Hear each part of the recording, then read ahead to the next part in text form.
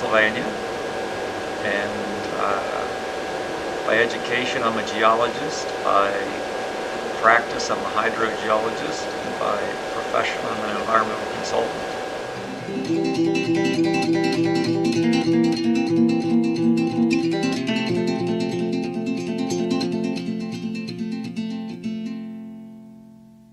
We fell in love under the Mexican sun, on top of that old rusted hill.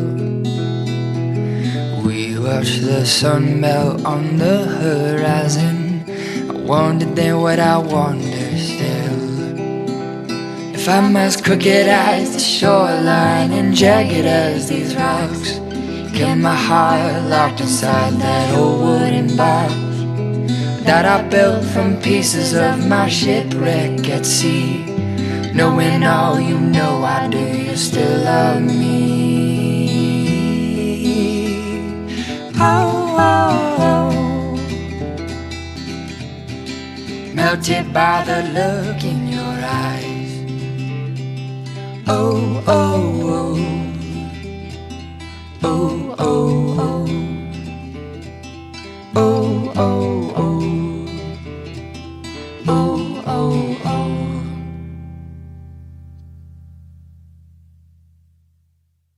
My name's Dale Garland. I'm the run director for the Hard Rock 100-mile run, and it's my pleasure to kind of be part of a very skilled and a very engaged group of volunteers and staff members who gather every year to put on the Hard Rock 100. I'm Charlie Thorne, and I've been with the run since the beginning. My responsibilities now include course management, course director, I guess is the title. I'm also on the board of directors for the Hard Rock 100, and I got involved in Hard Rock at the beginning. This is our 25th year, and I've been the director for 25 years. About October of 1991, a guy named Gordon Hardman, who's an ultra runner, sent a letter to Ultra Running Magazine saying, "Hey, I got this idea for a run in the San Juan Mountains." There was an idea that was kind of floated around by a gentleman up in Boulder by the name of Gordon Hardman. Basic idea was to create a 100-mile run that was much more difficult, a step up in difficulty and interest in terrain from anything that happened before. Gordon wanted to create a run that celebrated the legacy of the hard rock miners, and he wanted to do that by connecting the 4 historic mining towns. This area is very rich in gold and silver mining, in hard rock mining, which is a very specific kind of mining, and where the emphasis was on perseverance, it was on being self-reliant, it was being on, and being up in these mountains and basically working the land and working the mines. The run is dedicated to the memory of the old miners. Silverton got founded over 140 years ago, and mining's been an important part of their tradition. And Gordon Hardman's idea was to honor the tradition and the memory of all these miners. He didn't really know much about the area.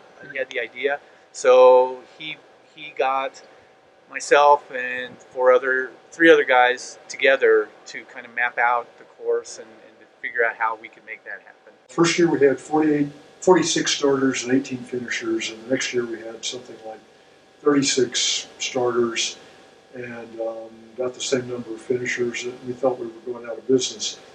I say that probably hard rock has become what it is in terms of its recognition and notoriety. It's been about the last 8 or 9 years, and for about the first 5 or 6 years, we never filled our permit. And this was before social media. A guy wrote an article and said, somebody's going to die on this course. And the next year we were full, and we've been full ever since. So I don't know if that's what that says about the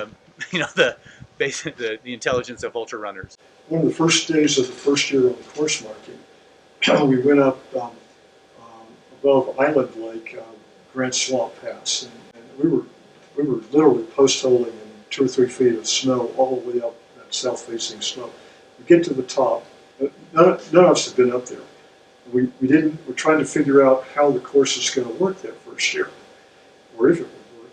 We got to the top and we looked down, and it's 450 feet of just gravel and snow down the backside. And so we take a vote, and it's 2-2. Is this going to work? And Richter Hill jumps off and goes down and says, "Where's Joe? Where's Rick?" And so 5 minutes, 15 minutes later, he climbs back up. Oh, looks like that'll go. And so we all jump down, follow him down there. That's how we set the course up at the beginning. Wow. We were clueless. We didn't know if that's going to work or not. It did, fortunately. The initial organizing committee were a bunch of scientists and physicists and mathematicians, and so this thing has been analyzed, overanalyzed. But from a logistical perspective, we figured that a person walking at basically 2 miles an hour can finish in 2 days. And we call it a run, not a race. We're lying to ourselves, but it's not a race in the sense, mentally it's not a race. Everybody competes, the course record and all that stuff. But we still call ourselves a run because that's what we want. Take your time, enjoy the countryside. So the story behind Kissing the Rock, which is one of probably the things that we're best known for, is when we first started this and we were just this small little 30-person run, I had forgotten to build a finish line. And so we were literally at the day of the start of the run, and one of the runners said, "Well, how do we know when we finish?" And so I just looked around, I said, "Well, you have to touch that rock." And so that was the tradition for the first couple of years. You just came and touched it. Well, then obviously somebody after a couple of years came up with the idea, well, I'm not going to touch it, I'm going to kiss it. And then after that, well, it wasn't just this little rock because it was a rock about the size of it's in the ground. It wasn't very big or all. And then somebody found a big rock and they wanted to put that at the finish line. Well, then it just kind of evolved to the point where it is now, where it's the rock, but it means so much more to people than just that. I mean, it's the end of a journey, and to be at the finish line, because I try to be at the finish line for every finisher, to see some of those emotions come out and some of those stories and some of those comments, it's one of the best parts of my responsibilities is to hear just what kissing that rock means to people. Yeah.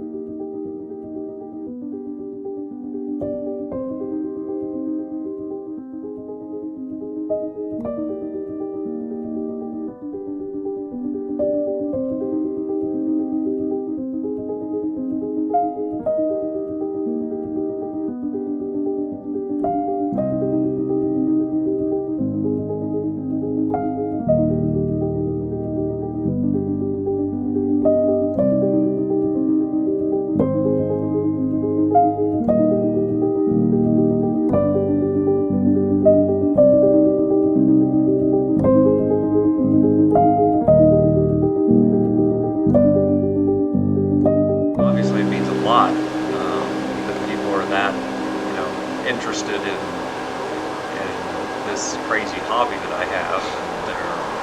They're out here to help me in any way they can try to succeed. At the same time, I think it almost creates a little bit of pressure because you don't want to let everybody down at the same time. So it's a little bit of a double-edged sword.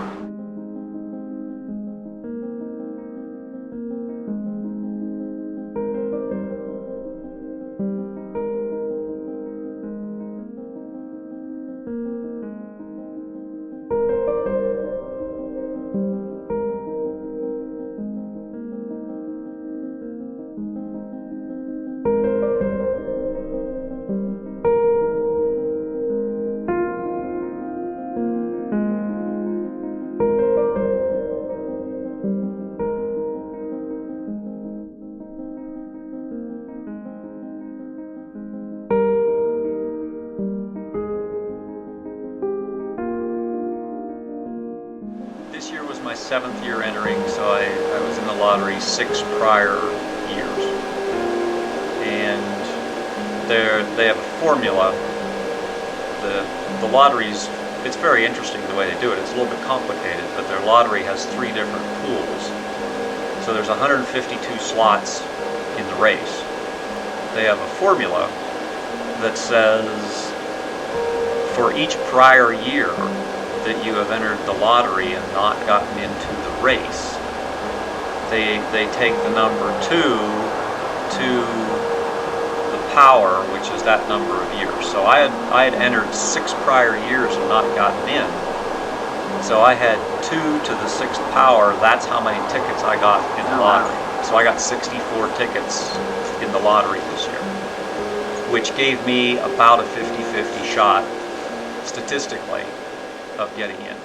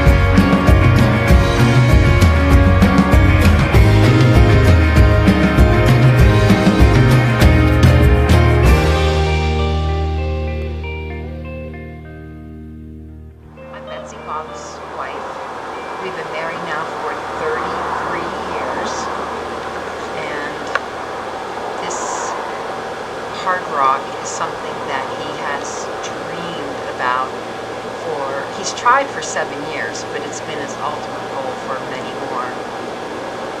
And we're just really excited to be here. Okay. My name's Eric Fargo. I am Bob's son. I am an attorney for an oil and gas company in Canonsburg, Pennsylvania. I'm Megan. I'm Bob's daughter, and we live back at home with him, and I'm a special ed teacher. Erin Fargo. I am Bob's youngest daughter, and I live in Chicago, Illinois. Recently moved from Pittsburgh. Work for the Kraft Heinz company.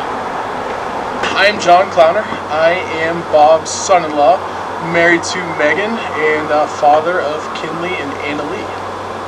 I am in medical sales. I'm in the allergy immunotherapy field.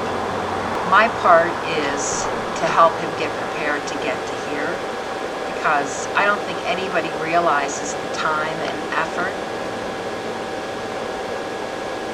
not just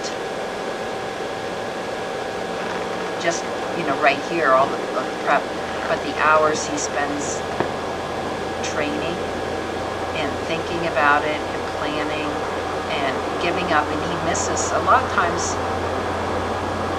he misses family things too, but this is his dream and that's what he should be doing too. So for the first 60 miles, I am a member of the crew and the crew chief for this race. So for those first 60 miles, he comes into an aid station, and I'm basically in charge of assessing mental stability and how he's feeling, if he has any injuries that we need to attend to, cuts, blisters, that kind of thing. So that's the first 60 miles, and then I'll jump in as a pacer for the final 40, starting Saturday morning, somewhere between 2 and 4 a.m. when he gets into Grouse Gulch. I'll jump in from there, and I'll be with him to the end. I'm part of the crew, taking care of all food logistics. So figuring out what the aid stations have in terms of food options, then relaying that back to him once he comes into the aid station, and then once he says what he wants or what he's looking for, grabbing that for him. I am part of his crew, so I will be helping at the crew accessible aid stations. Just had a little race briefing, and I'll be really in charge of his pack as soon as he comes into the aid station, just making sure that his pack is full inventory of whether it's goose or honey sticks, anything like that, is replenished, and just making sure that he has what he needs in his pack. As a pacer, I have expectations that I have expectations basically to expect the unexpected. I'm gonna have to find ways to motivate Bob to keep him moving out there. It's gonna be at night, anywhere between 9 p.m. and 3 in the morning. So the biggest challenge will get him moving forward at certain points. 7 years he's been trying to get in. 10 years he's been working towards it. So I know what it means to him, and I sure as hell am not going to be the one to let him down. Yeah. I think the first couple of years it wasn't very hard, only because I think realistically he knew the odds were against him. But every year, last year was something I think he really counted on getting in last year, and it was a complete disappointment for him. I mean, he was really heartbroken last year, but he didn't get in. And then this year, I don't know if anybody's talked about the day that the lottery came out, and it was, we were all just on the computer, and I don't have Twitter, but Eric, I think, had Twitter, so he was finding out before all of us. But as soon as we all saw his name, it was just tears and happiness, because it's just something we all want for him to do. I think we all felt that this was his year. This is some time this is his time. This is for him to do it. He was actually working in Ohio, and I was at my company Christmas party, and we knew that the lottery was going on that day, but so we were following along live on Twitter. That's how they announced the lottery results, is through the Twitter feed. And his name popped up, and just lost it. And called him instantly. But I know it means a lot to him. The first time 7 years ago, I thought it was insane. No, but over the years, we just, it kind of came routine. Okay, here comes the Hard Rock lottery, and okay, we didn't get in this year, but we'll get more tickets next year. This year we all cried, so that's what I know. I called my mom and and I cried, and I said, he did it, he finally did it.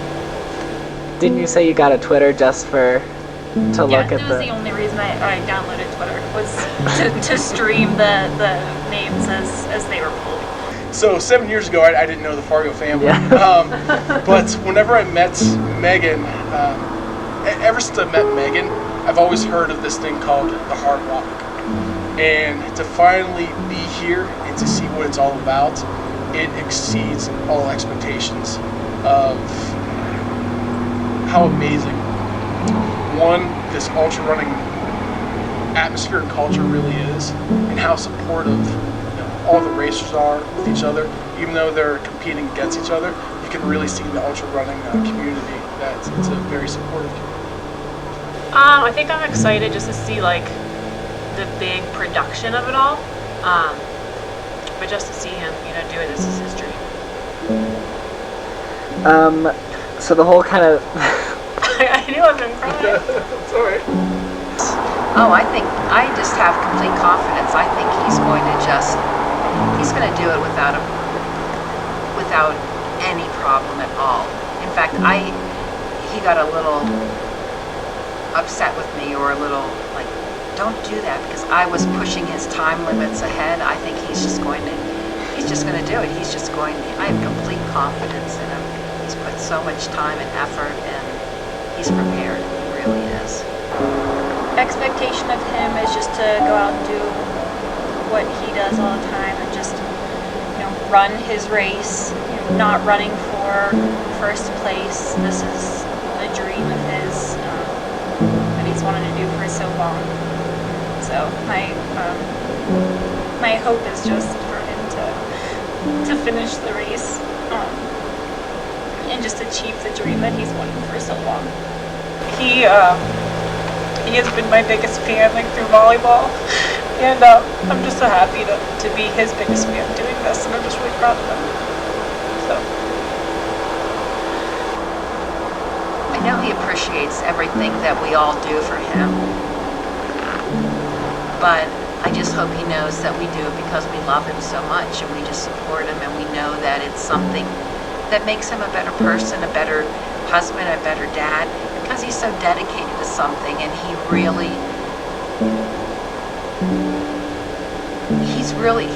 wants this, but he wants all of us here. It's not just his dream. He wants everybody to take part, and just so he knows that we love him and we support him and we're happy for him, and he's going to kick butt. He's going to do it. Oh man, kissing the rock, it means everything. It means that Bob and the team as a whole accomplished our mission of getting Bob to the end and kissing the rock. it just means that he reached his dream. It's been his dream for 7 years. And to be a part of it is just really means a lot. Well, I mean, it's the sort of bringing closure to a decade's worth of hard work.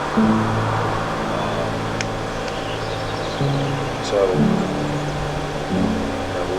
it's going to be extremely emotional. I get choked up just thinking about it. The fact that it's already an emotional event, the fact that I will have gone 40 miles over the course of probably 24 hours with no sleep and being exhausted and dehydrated and all that kind of stuff, and the emotions are just going to pour out. yeah. Kissing the rock, to me, just knowing what a dream it's been for him, it's the end of his lifelong dream, and he did it. He accomplished what he's been running and training for so long to do. It's the equivalent to me of somebody getting gold in the Olympics. He's not running for first place, but this is his dream. And kissing that rock is him achieving that goal for him, and then everybody that's been behind him, Pacers, the crew, the whole family. Kissing the rock is just all the support that we've given over the past few years. We did it. I think kissing the rock is something that you finally reach something that you have wanted for so long, and you strive, and it's just the end of all of the hard work and dedication, and just how much it means to everybody to see him do it.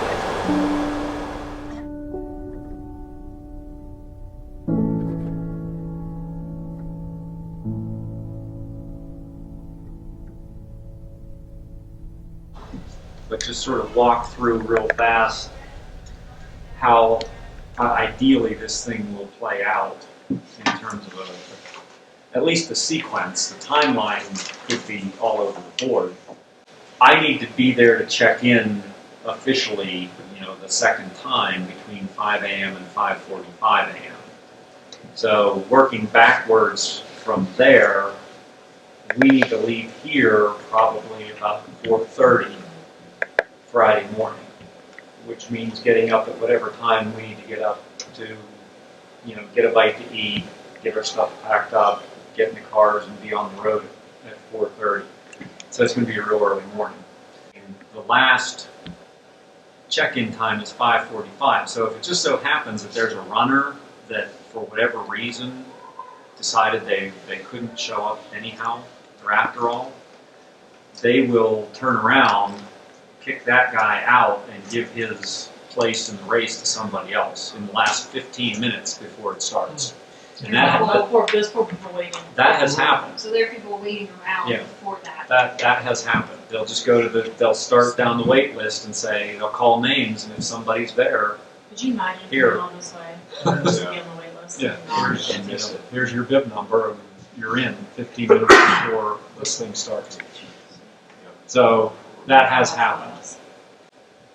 From there, the first crew accessible aid station, and they just made this decision a couple days ago, is what's called the Chapman Aid Station, and it's at roughly mile 18. And it's going to be, again, we looked at the theoretical pace chart, be about 6 hours into the race for me. So around noonish, I should come into Chapman. What we're thinking, the aid station after Chapman at 27 is in downtown Telluride, which everybody can get to. What my crew typically does is I will come into an aid station and I have to officially check into the aid station. With the aid station, they'll have somebody designated checking runners in, checking runners out. I need to come in and let them know I'm there.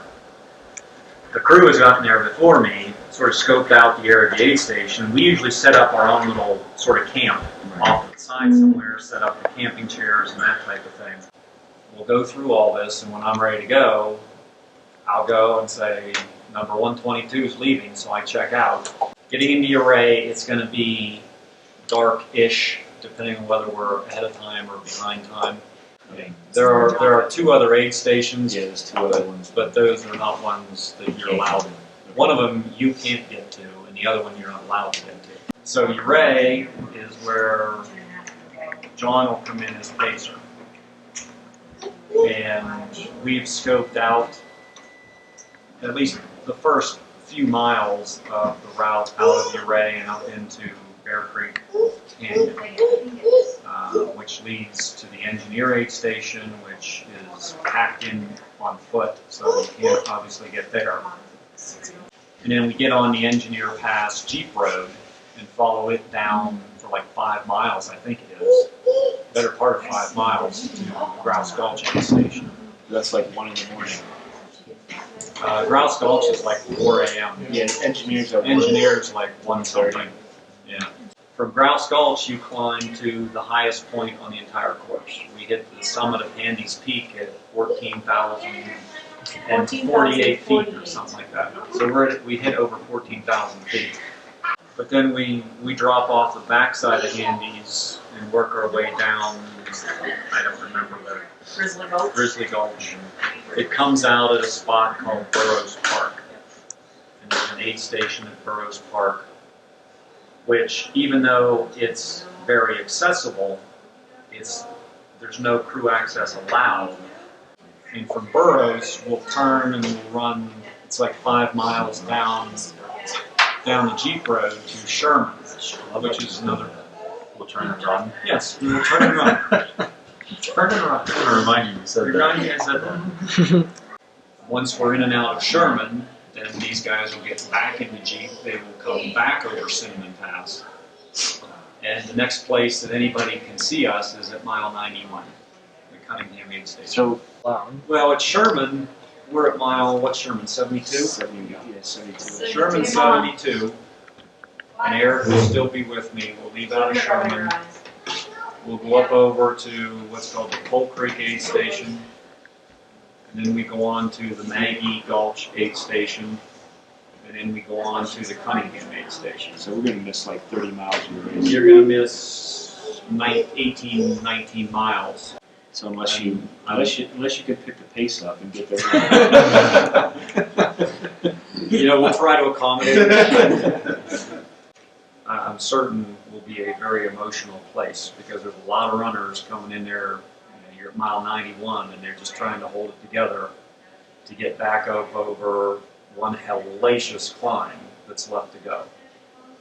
But I'm hoping, my hope is that at 91 miles, you realize I got one more climb, and once I get to the top of that, literally it's all downhill from there. So I'm just hoping Literally. whatever adrenaline is left in the system can carry us up that climb. Come, 10, 11, 12 o'clock at night, physiologically your body is trying to go to sleep. Yeah, your biological That's clock what it's sets used in. to. Yeah. It's trying to go to sleep. And you're not letting it. And, that can create all kinds of problems. Just from, you start to feel sick, you start to, hallucinate, you see things, hear things that aren't there. All kinds of weird stuff happens at night because of that. But then in the morning, when the sky starts to brighten again, your clock goes back the other way.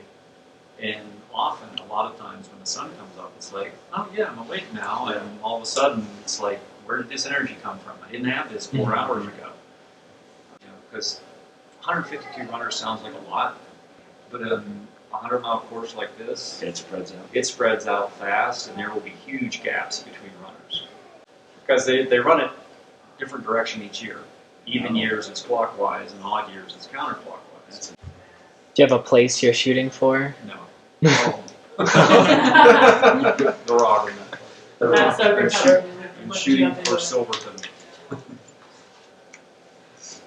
But this is the next. This is the This is what 7 years. 7 years. This is the ultimate. This is the holy grail. At least for me. There's always people out there doing crazy things.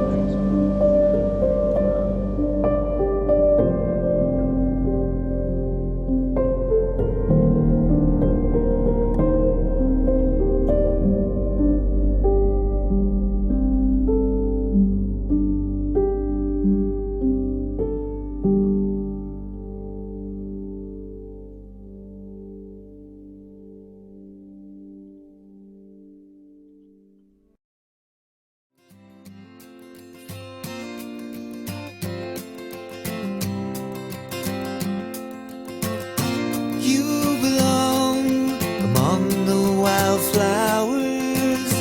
You belong in a boat out at sea.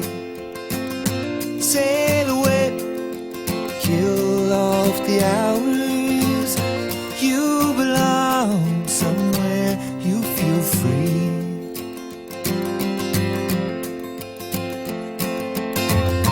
Run away, find you a lover. Go away, somewhere all bright and new. I have seen no other who compares with you. You belong among the wildflowers. You belong in a boat out at sea. You belong with your love on your arm. You belong somewhere you feel free.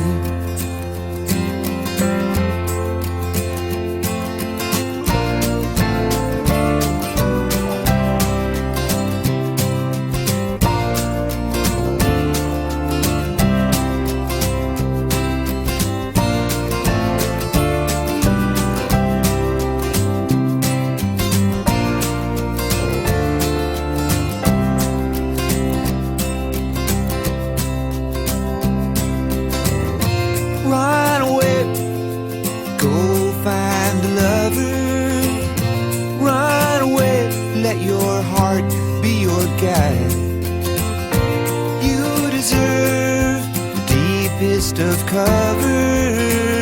You belong in that home by and by.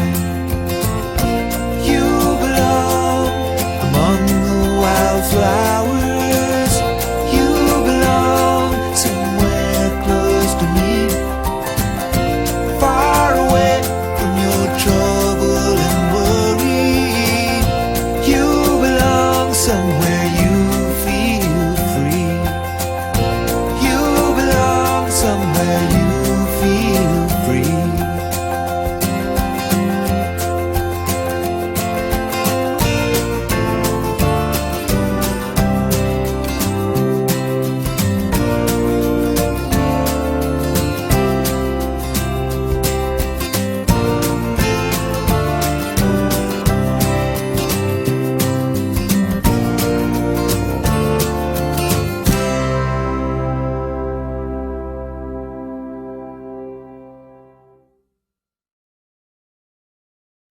One.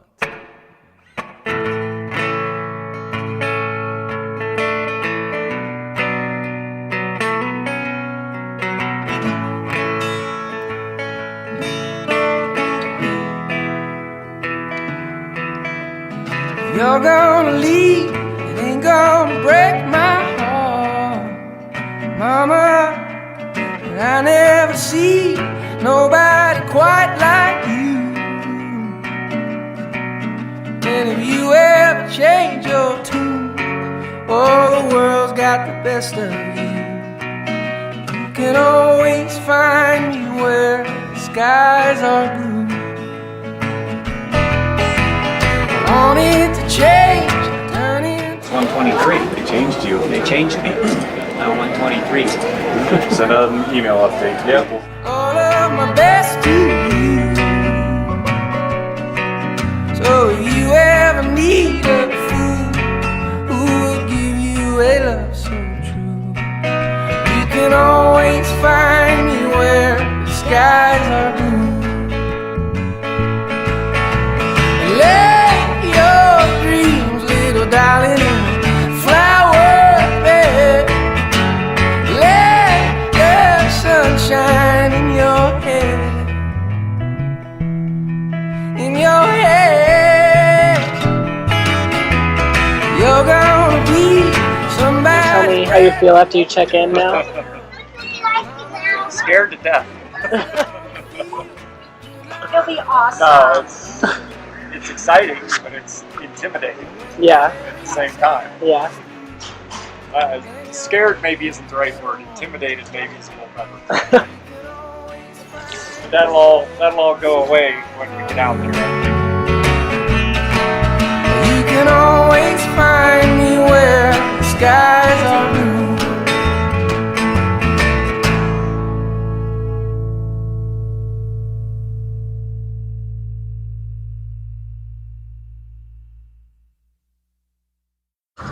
Step one was register for your Colorado Search and Rescue card, which comes with your race entry, which we hope they don't have to use.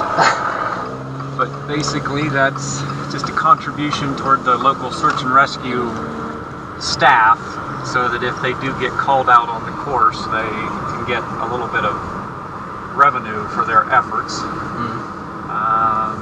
And just pick up my bib number, pick up my shirt and bag and whatnot that comes with my bib number.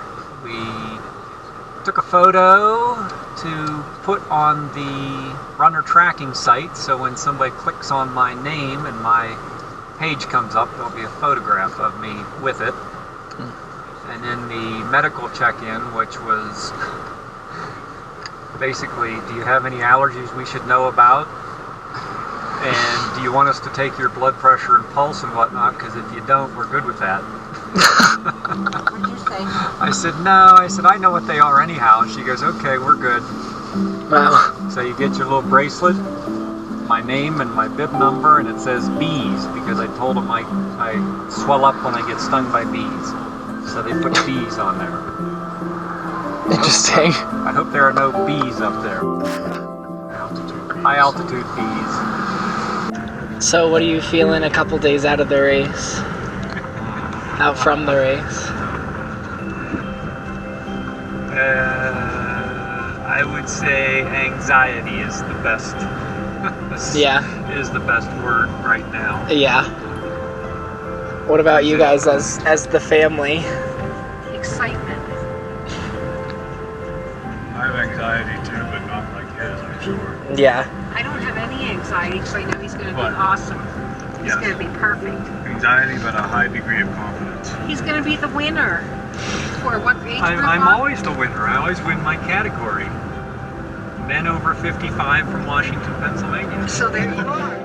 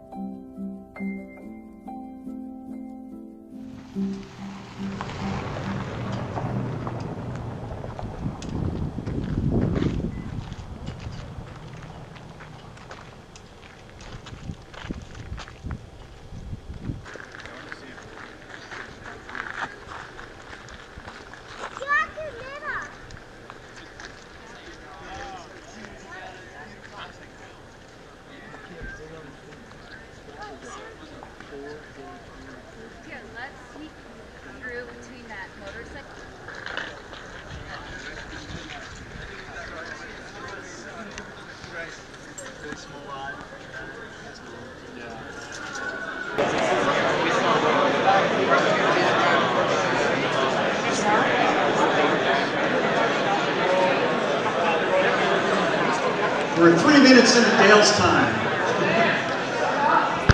Welcome to the, 22nd running of the Hard Rock 100.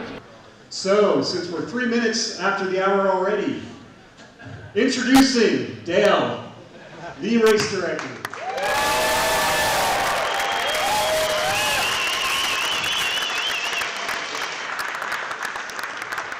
I'm now off duty till early Sunday morning.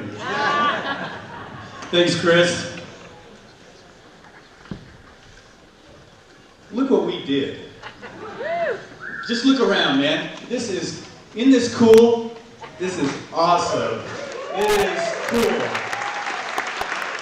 We have runners, we have families, we have volunteers, we have everything. And I think when we talk about the Hard Rock community, this is what we mean right here. And I am so, on behalf of the entire run committee, all of our volunteers, I'm so happy that you're all here to join us this weekend. It is so cool. We've had a great week at Camp Hard Rock. Some of you have had many weeks at Camp Hard Rock. And we'll talk about that here in just a moment. But we are ready for a little fun in the mountains. And so we're going to do this. When I'm not helping organize the Hard Rock 100, I'm a school teacher. And I know,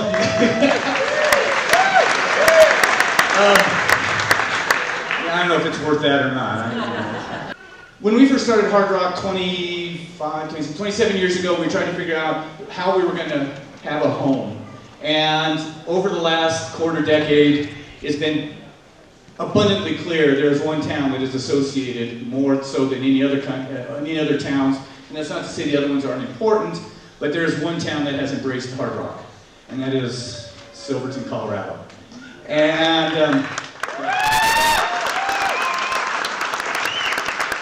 they like it, Chris. And I can't think of anybody I'd rather say welcome to all of you who's from Silverton than the mayor of Silverton. So, Chris Tookie, they're all yours.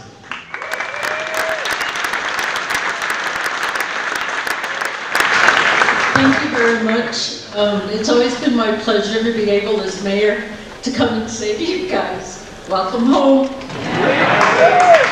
So once again, since I just got reelected in April, I get to say it again to you. I'm so happy that all of you really love my town as much as I do.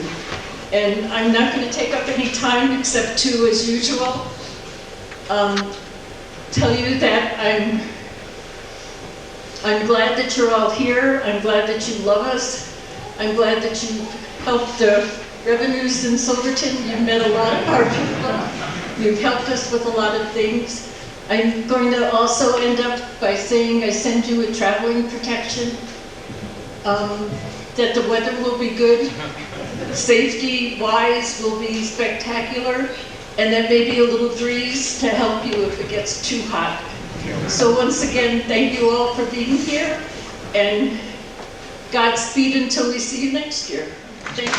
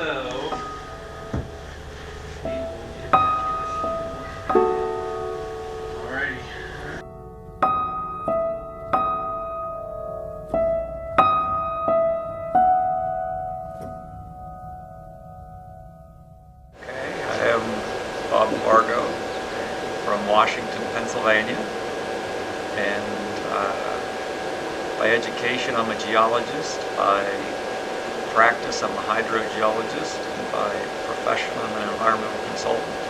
Well, it's really nice because I have a lot of, my immediate family, my wife Betsy and my oldest daughter Megan, son Eric, youngest daughter Erin,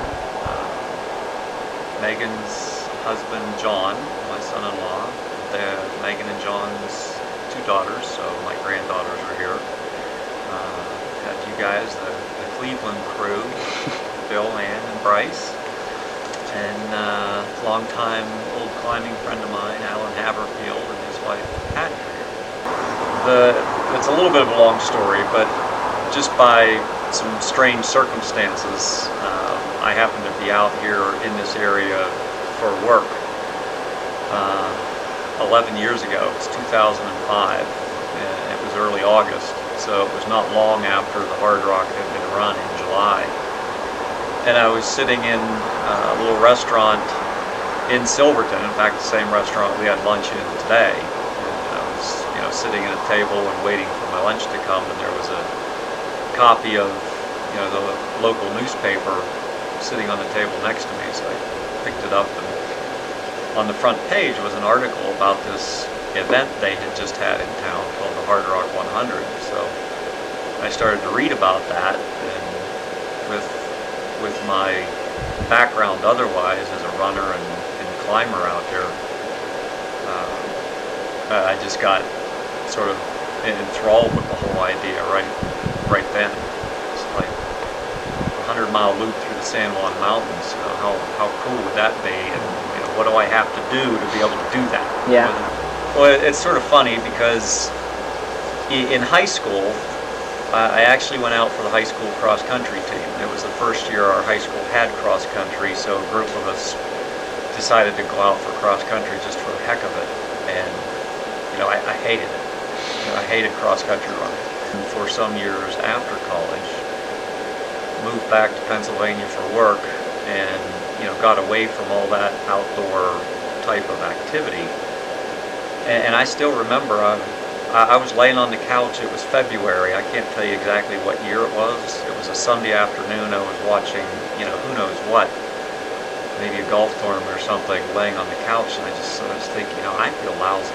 I just really don't feel very good. I sort of feel like a slug. Mm-hmm. And so it was that next week I started running, just a few miles, like 3 days a week. And it just sort of snowballed from there. Heavy snowball. Big snowball. But Hard Rock, first of all, you have to finish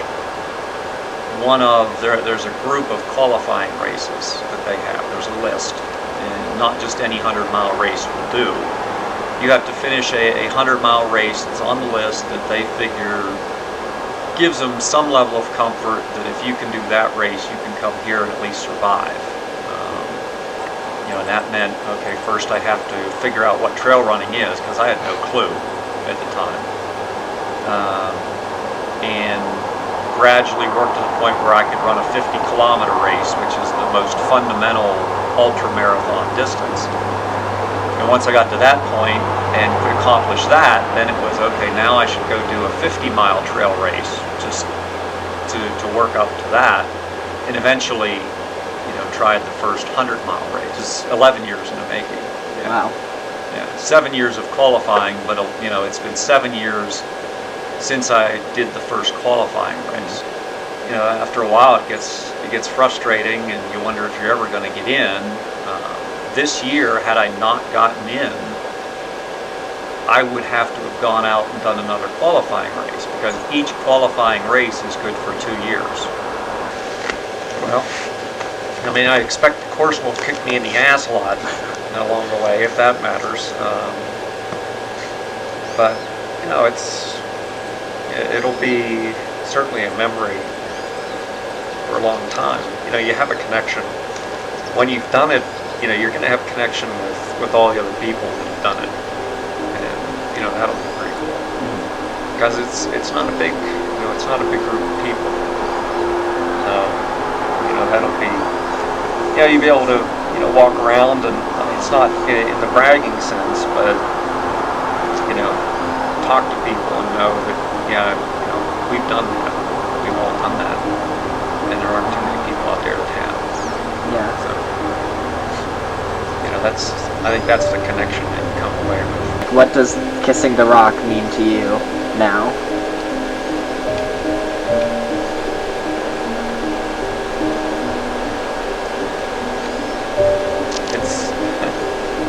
It's going to be a big deal. It's not just the time that I've put in.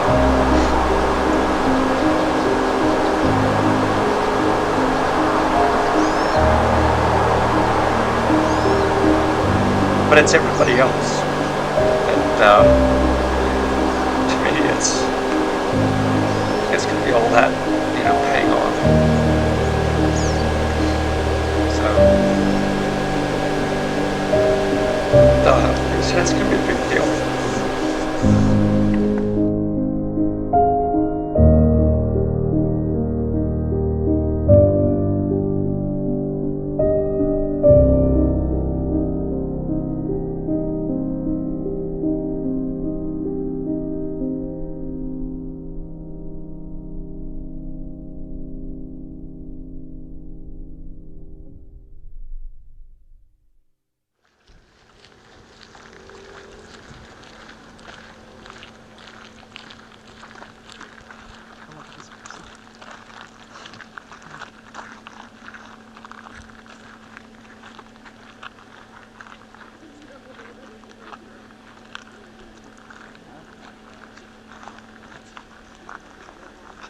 that a countdown?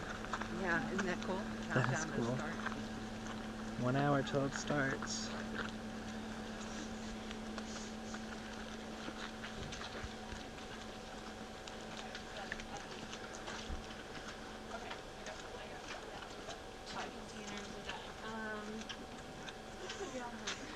Bill, you ready to start?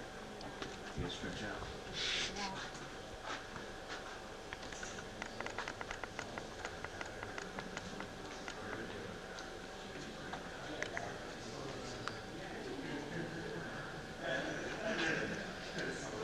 Surprised there aren't more people in here right now. I know. Most of the people are. Like what? Oh yeah, that makes I don't want sense. them. They're just waking up.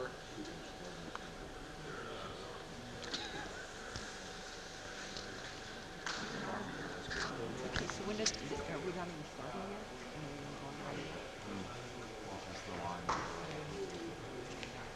Check people in and whatnot. So they're gonna be somebody. 5 o'clock.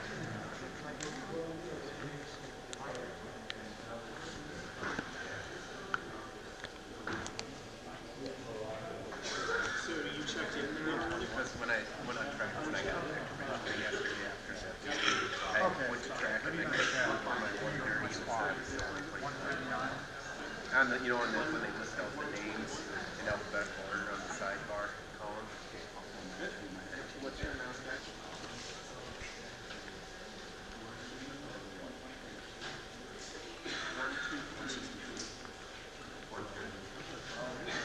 Oh, you read the trading? Yes. Okay.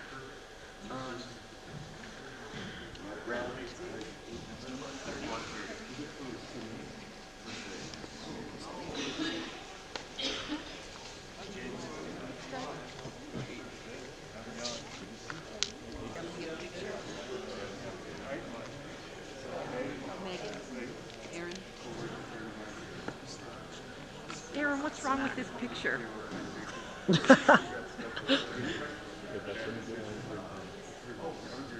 Ready?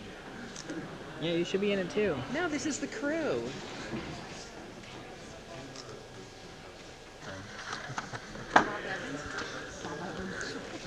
Me personally? Yeah. Lots of coffee. No, I think we're real excited that it's here. People were here before we were ready to open, and it's just to kind of share that excitement and get them all checked in and see everybody. The nervous energy is really cool, and so we're looking forward to a great couple days. If I had my perfect world, we've got part of it. There's no rain or anything, but then when the sun comes up, there'd be a nice thin layer of clouds to kind of block the sun a little bit. But hoping that everybody has a good race and no injuries, and we get a successful start. Feeling excited. I was just making the joke. It's a combination of Christmas morning and the first day of school. That's where the nerves are right now.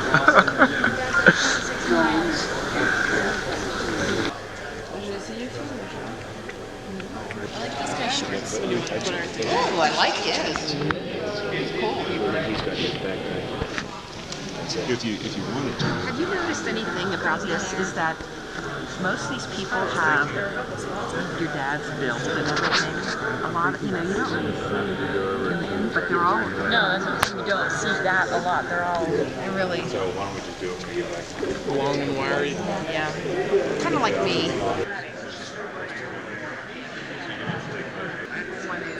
Maybe somebody wants to leave early, maybe somebody's on it.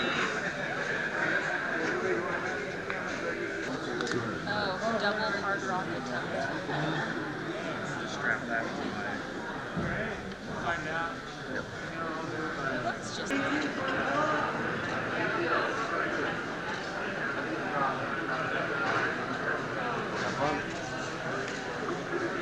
On, and then we will get you going down the road here in about a half hour.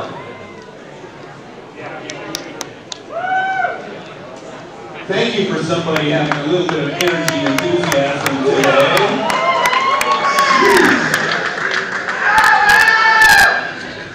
Nobody's scared, are they, or nervous, or?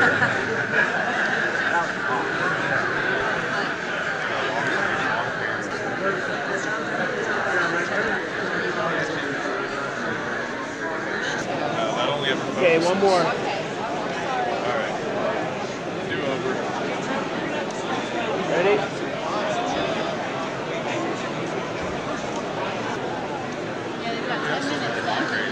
I've only seen a few. It's really happening.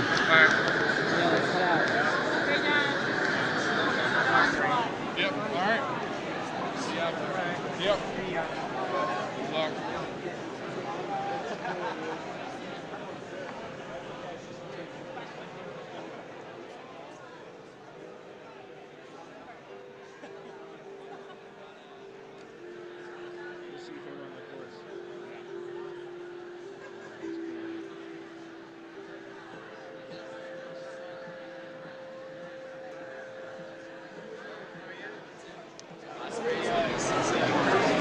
It may be time to start getting those last pictures, those last hugs. We got 8 minutes. 8 minutes to the start.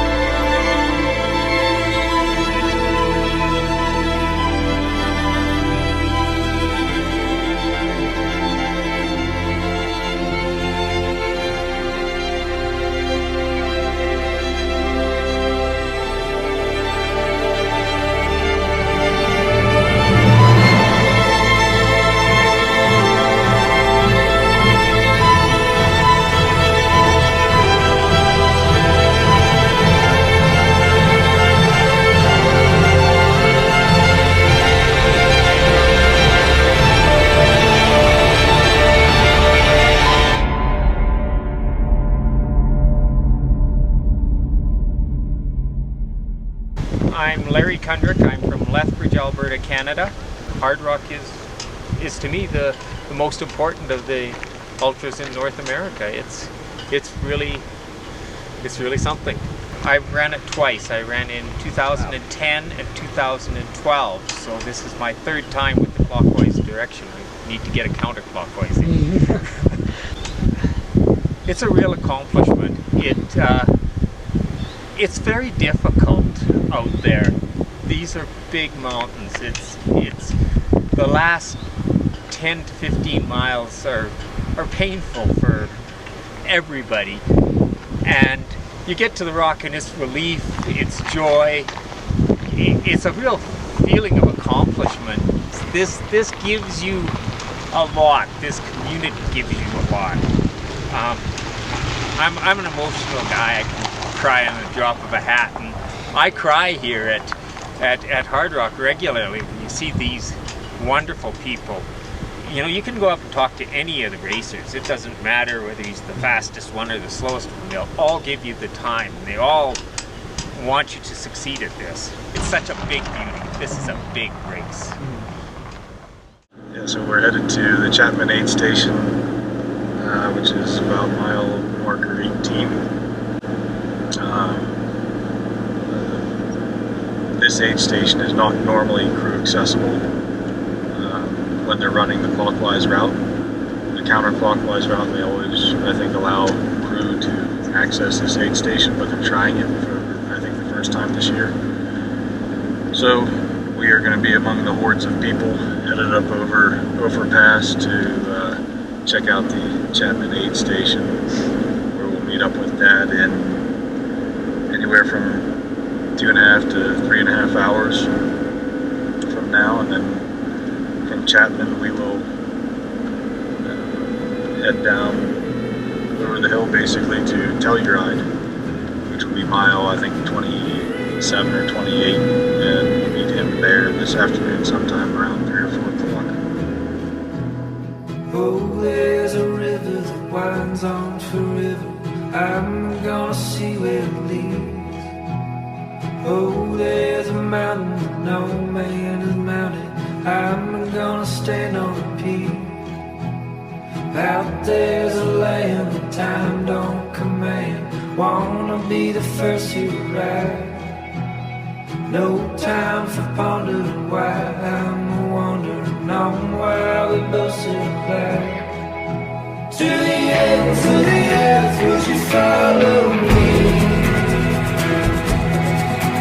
There's a world that was meant for us to see. To the ends of the earth, would you follow me? Well, if you won't have a say like it has to be.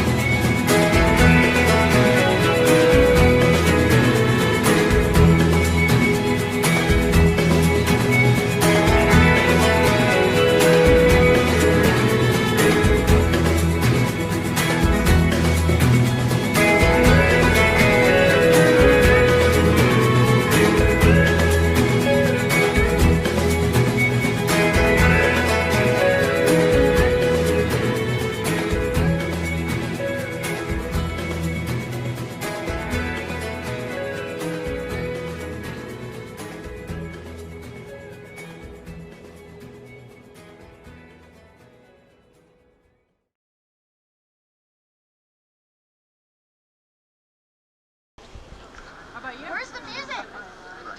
I'll sing. Okay, do it. Do it. If we don't get any music, I'm starting to sing. That's the thrill.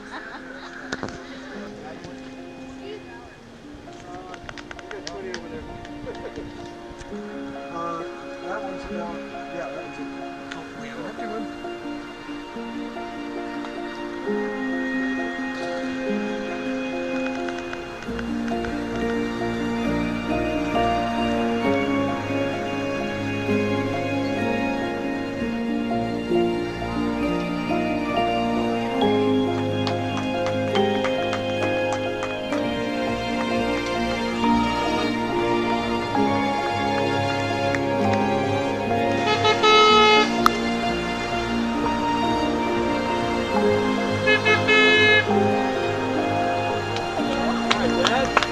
Woo!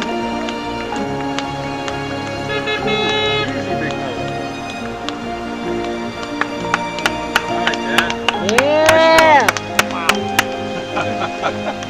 Wow. Good job. Just water again? Yeah. Here you. Other seats up here. This is sort of the other. Way to go, way to go. Awesome. Okay, I got it. Thank you. Be careful, have a good run.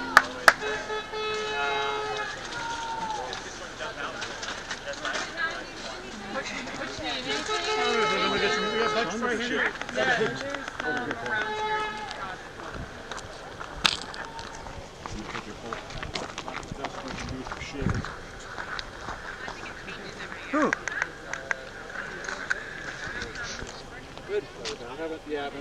Wow.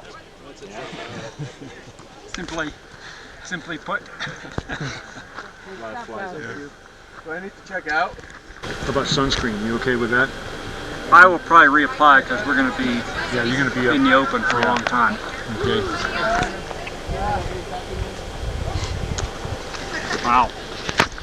Anything in particular? Looks great. Bacon, burrito. Hold the patch for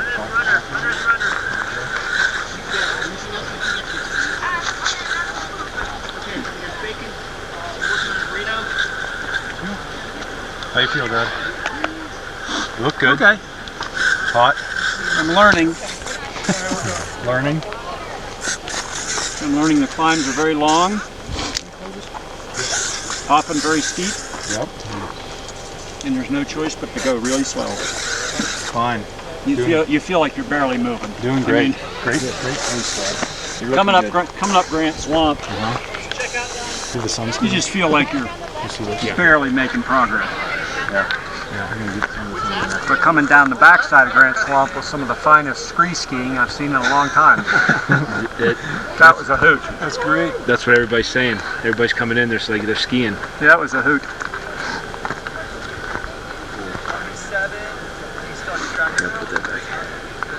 How things go into KT? Oh, fine.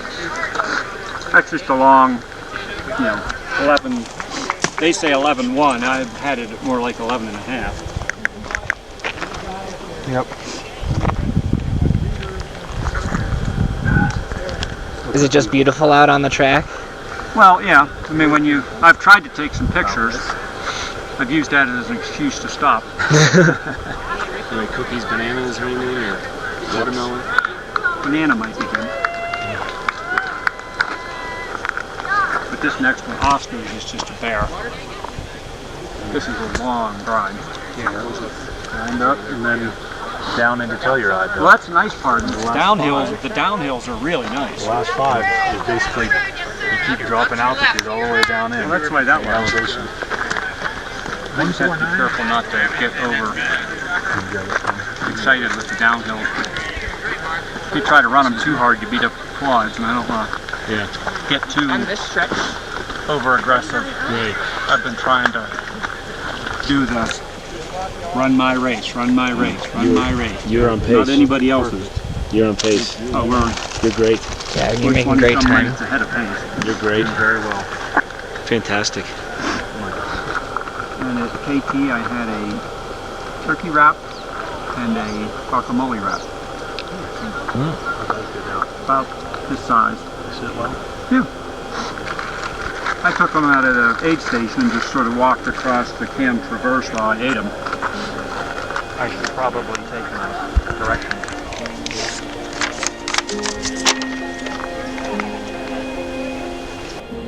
Dang it, any closer.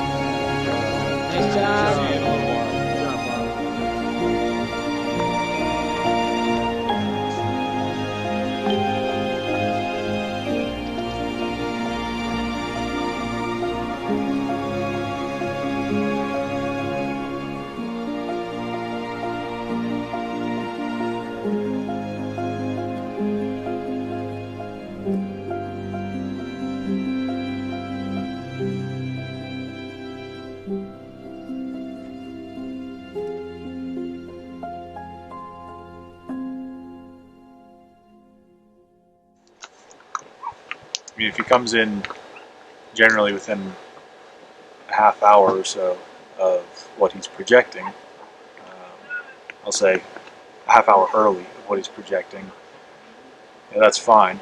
We'll let him know that he's ahead and he's got time, but we don't hold him up at the aid stations. But I'd say if he comes in more than 30 minutes ahead of time, then we sit him in the chair. We make sure he gets a lot to eat and a lot to drink. Let him cool his heels, because there's a reason that he's set the pace the way he has. That's what he's comfortable with. That's what he knows he can handle, and we don't want him to be pushing too hard. And if you're an hour or something ahead of your pace, you're pushing too hard. And even though you may be comfortable at that pace at that moment, you're burning a lot of energy to keep that pace, and it'd be better to save that energy and run it at a more comfortable pace, slower pace, for later in the race to help you get through some of the more challenging times that will inevitably arise. We just see what he does on each leg and react to those times, and either coax him to move forward or tell him he needs to cool his heels a little bit. As long as he's still moving forward, not crawling on his hands and knees, he'll be fine. Dennis Ahern. I'm from Boise, Idaho. I'm 58. Ran my first ultramarathon the year I turned 50. So I've been running ultras for a little over 8 years. Hard Rock really comes up as something sort of a special event. It's not only is it harder, but there's something about the whole atmosphere of it. And back when I first heard of it, it was difficult to get in, but not nearly as difficult as it is now. I probably heard of it based on the fact that I was, interested in doing hundreds and other races. I ran it once in 2015, or 2014 I ran it. I was back last year to help. I helped with the last aid station on the course, and I did some trail work, so I was out here for the week. Hard Rock's one of those things that I feel like even if I don't get in, I'm going to keep coming back every year and helping out.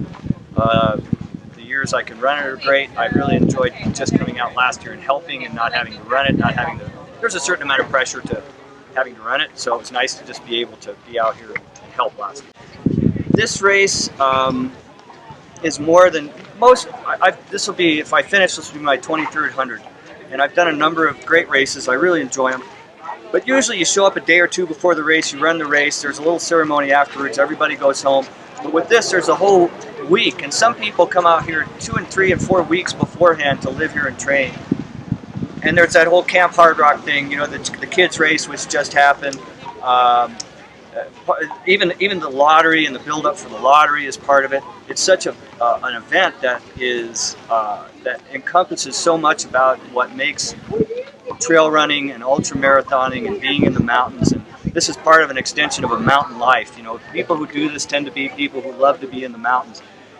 They like to do the race, but what they like more is just being in the mountains. And also the kind of people that come to this. It's when I found ultra marathons, I really found my tribe. So yes, the Rock does kiss back. I can say that definitively. Certainly, the last 10 miles here, and it extends way back there. The last 10 miles, I had some profound hallucinations. So the fact that the Rock kissed back, I don't think should be held against me. I'm sure I felt it kiss me back. The hallucinations were as real as, in my head today, I can see these hallucinations I had. It was the last 7 or 8 miles of this course when I did it in 2014. So yeah, the Rock does kiss back.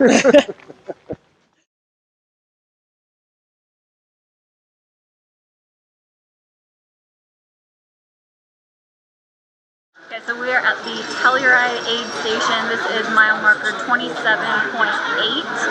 He should be arriving sometime here in the next half hour, 40 minutes. I would expect. It's almost 3 o'clock here, so a little bit more time coming here. I think he was estimating spending about 15 minutes in this aid station. From here, he'll head out that direction, and it's about 5 miles until the next aid station that is not crew accessible. So we won't see him until the following aid station, which is Uray, which is where John is going to hop in with him. So now it's just a waiting game. How are you guys doing? Huh? Sorry, Dad. I did this. Did you grab 2 cards?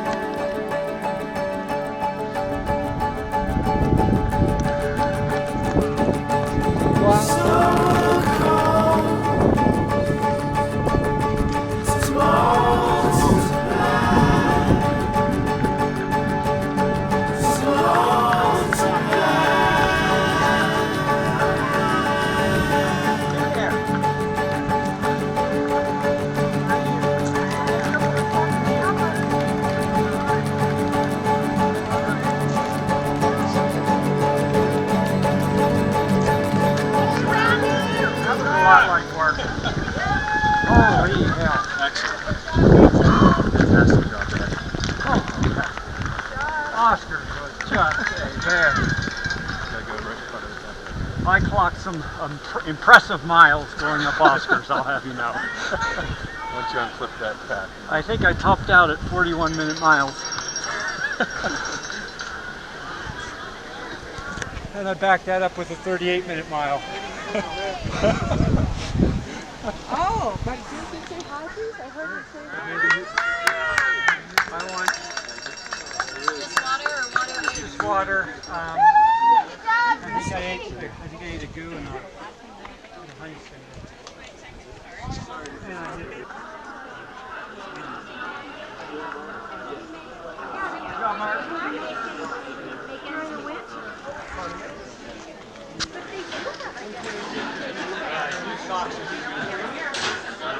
After that,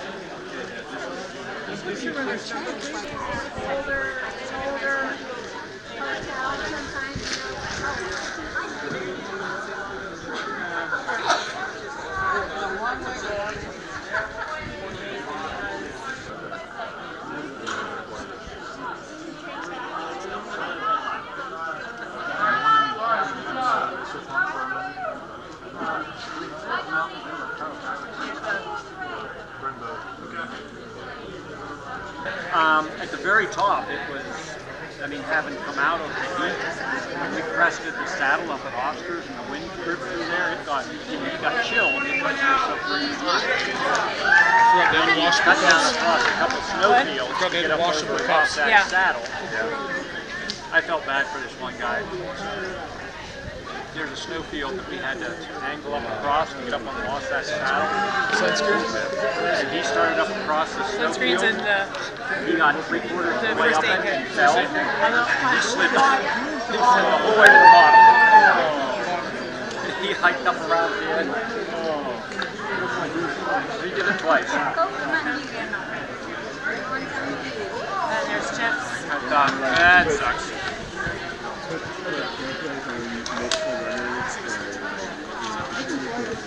Sometimes it never really sits with me. No.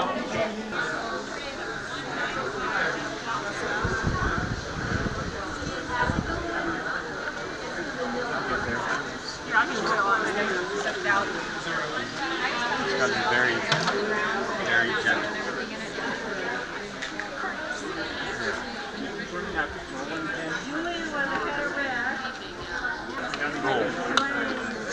Hey, Alan. Stanley man. Thank you. Can we come see Papa? Come say hi real quick. Not tired.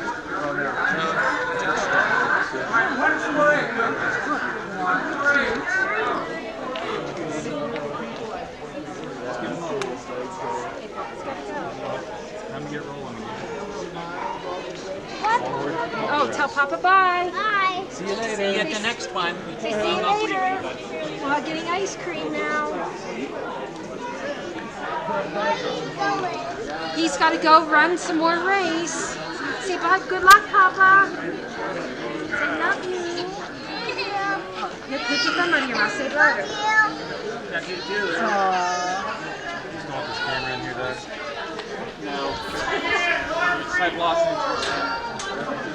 There you go, Aaron. Alright.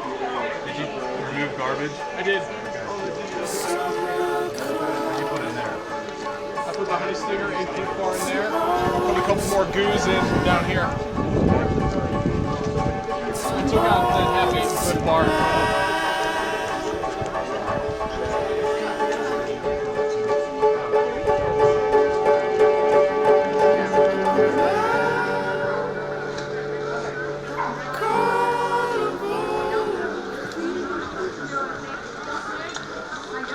Sometimes I found.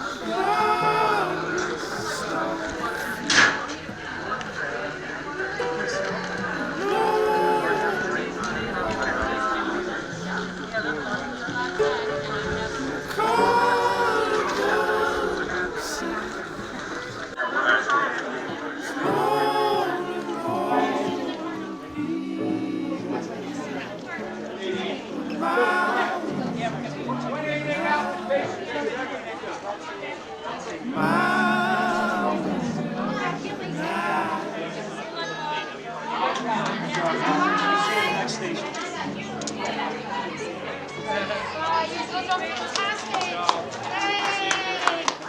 can be deceiving. Oh, you're doing great. Check out somebody here. 123. 1, 2, 3, out.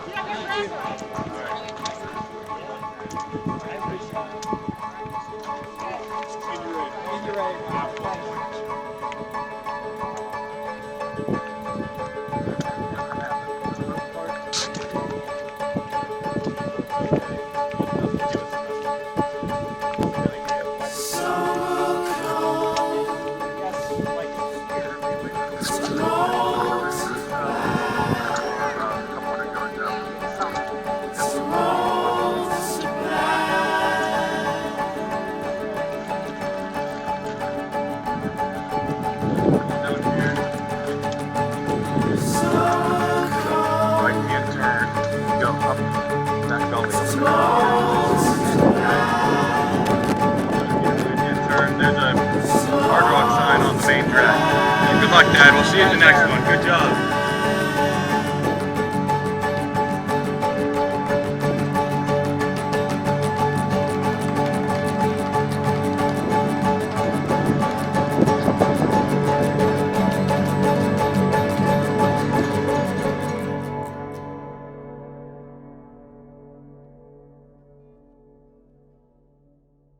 Looking great. Came in at, I forget what time, 3:40 or so. So that's about 15 minutes ahead of when he thought he would, and that falls right in line with the first aid station. He was 15 minutes ahead there. So he's keeping a good pace. Still got good spirits, which is always a very positive sign. He's eating well, he's drinking well. Good start. My name's Kirk Apt. I'm a bodywork therapist from Fruita, Colorado. I do mostly raw structural integration therapy and some massage therapy. How long I've been running my whole life, even before I knew it was a sport. People run long distance and it's like a thing. Yeah. I've done it every year. The first year I got sick and had to drop out at like 72 miles. But I've been able to finish every year since. You know, it's not even that so much as kissing the rock is the whole vibe of this whole weekend. You know, I got in yesterday, and you know, I start to see friends that you see once a year, pretty much, and you know, it's just the hard rock community and being a part of it. And then you know, then we get out and we get to play in the mountains for a day and a half or 2 days or whatever it takes to get around the course, and nothing I'd rather do. It's, you know, it's such a great thing to be able to check out from normal life, no phones, no obligation. All you do is you take care of yourself and you put one foot in front of the other and you look at the flowers and the clouds and the rocks and the peaks and just love life and get around the course.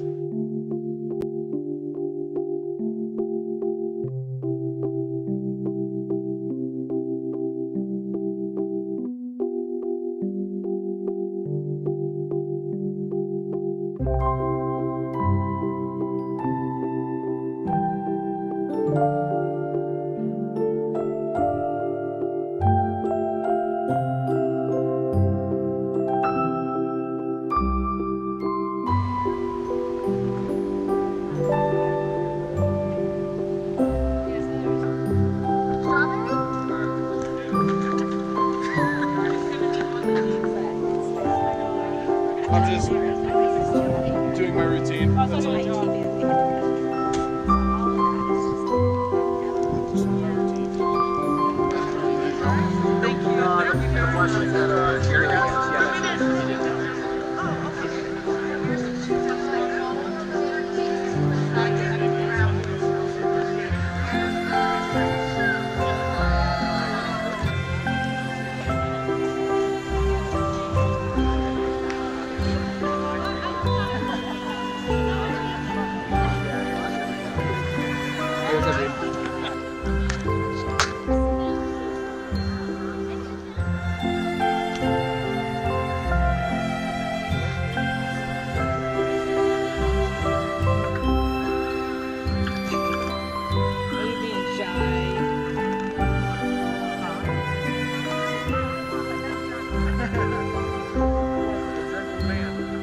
Okay, so we're at the Uray aid station, and this is where the runners are going to come into the aid station.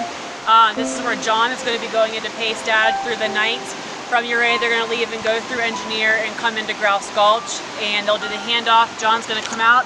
Eric is going to come in and Pace Dad for the rest of the race. The day's been excellent. The weather is perfect. He's doing awesome. It's just hard to wrap my head around that he still is going to run another basically 50 miles. I just can't, I mean, to me it's like, okay, most people run a marathon and they're happy and are done, and he's done almost 2 of them, so yeah. Feeling really good. Now I'll be glad to see him now when he comes in, because then he'll have John with him, especially during the nighttime, because that worries me when it's dark. So he'll have, you know, John with him, and then after that Eric, and I'll know it'll be home, you know, home free. It's like tonight, after when we see him and he leaves, we won't see him till mile 91 again. So there's a long stretch in there that we have to occupy our mind with things. Because watching this tracker is wonderful, but it's also a pain because you start to freak out like I did, because he was off course, but everything's great. He's doing perfect. Oh, so as the pacer, I'm going to make sure that we're staying on track from here to Engineer Pass, which is at mile marker 51.9, so roughly 8-9 miles. We're going to be trying to do about a 30-minute mile at this point, because Bob has had such a great pace so far that we can spare a few minutes if he needs to rest a little extra at this point throughout the night. I'm feeling anxious. I wish I could get a little bit of a head start right now and meet him up there. I'm tired of waiting, so come on, Bob, let's go.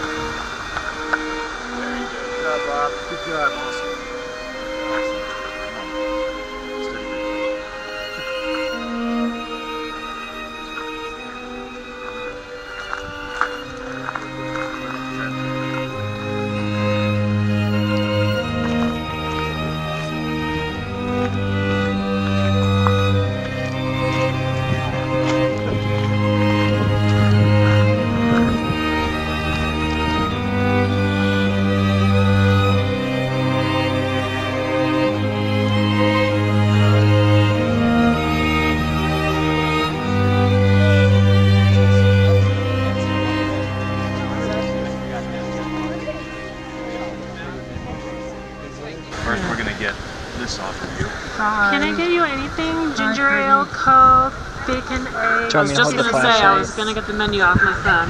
Quesadillas, bacon and eggs, chicken soup, veggie soup. There you go. Avocados, pickles, turkey wrap sandwiches, brisket, potatoes. I'll try some veggie soup. Veggie soup? Okay. And some kind of like a turkey wrap. Yeah, I had them laying on top. Had them out and ready. Based on the tracking system, it looked like we made good time, the right amount of time going up to Kroger's. Did you want Cliff Bars put back in there? I have a part of one already in the front pocket that I just nibbled a little bit, so that'll be fine. They're really wrinkly, but there's no blisters. Okay, that's good. Yeah. Put stuff on them. Hey Bob, how you doing? How you doing? Really tired. It was fine. It's going good. I'm on time, but I don't know how much longer that's going to last. Hey, don't worry about it. Don't worry about that. Those poor climbs. Jesus. Anything you need, Rob? calves or quads? Everything is real. I do need Tylenol. Tylenol?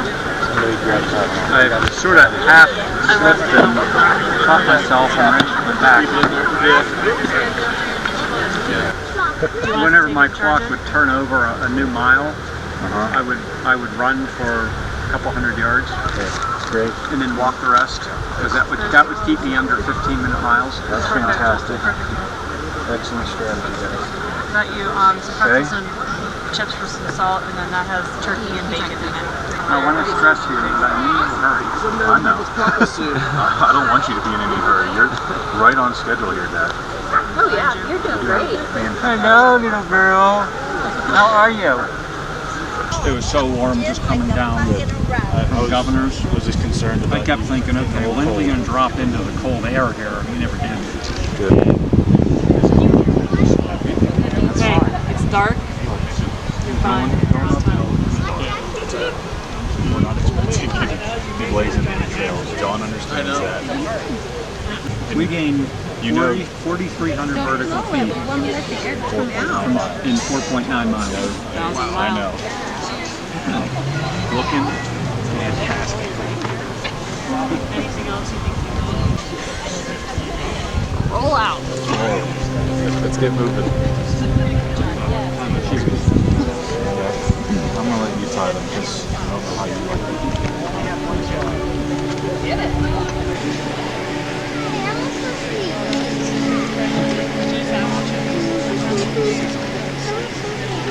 What's something to eat? We're gonna go to bed. Good luck, Papa. Thank you. Oh, watch out, Ken. You're awake too. I bet you're deliriously tired.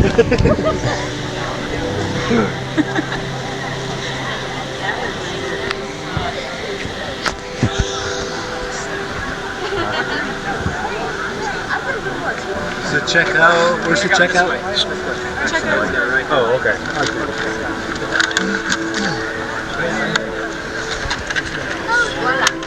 Engineer, finish from engineer to grouse. Good to go. Got it? Alrighty. Let's go. Yeah. All right. See you. Yep. Bye. Yep. Absolutely. See you, grouse.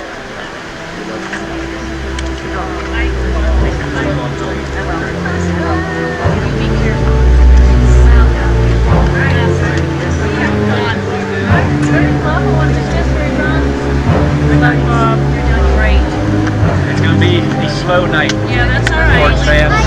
I'll leisurely stroll through the woods, okay? Leisurely, she says. Leisurely. See you guys. Thanks. Bye. Love you both. Well, great to see you. Good luck. Great.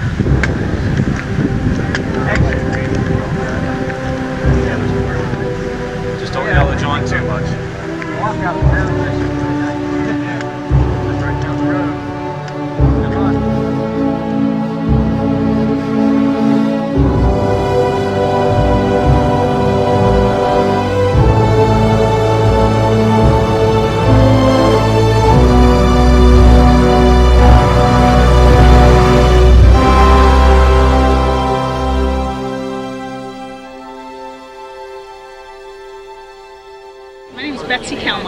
and I'm a physician assistant. I've now finished it 17 times. Wow. I guess Kissing the Rock is a combination of the whole year, putting in effort of training, taking care of yourself, eating right, and then coming out to the San Juans and enjoying the trail if I can ahead of time, and just meeting all the people. It is kind of a family reunion every year, so that is always so special. So it's not just my accomplishments, but just to see everybody else and be out on the trail with them. Yeah, I'm Kylian Journet. I'm from the Pyrenees, and I have been running racing over 15 years ago. I'm 28 now. Wow. I have run 2 times actually, the last 2 years. Okay, and I heard that you've set records both times. Is that true? Yeah, like it was good. Yeah, good times, and yeah. How's that feel? Or I really like to race, and I really like to be out in the mountains. So it's I don't really care about like going faster or slower, but yeah, I think it was good conditions, and I could push, and and it's nice to. I think it's really nice to do in both directions, like to really like to see the sunset and the sunrise from different positions. You run the last line to the rock and you kiss that. It's like a big moment. It's a lot of emotions because you remember not only these last 24 or 40 hours, but you remember all the last year of training for doing that, for kissing the rock.